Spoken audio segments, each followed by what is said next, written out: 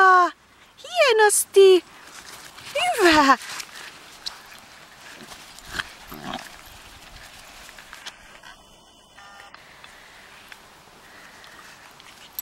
ajattelin kyllä jos Kalli ja Roki, niin niihin täytyy pitää yhteyttä. Ne näkis silleen säännöllisemmin.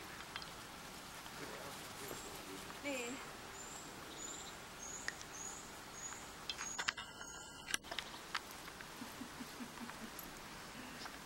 Mut sitten kaikki niinku yksi semmonen hemmetin iso labradori tuolla Helsingissä, siellä kotikulmilla, niin oikein toi näkee sen.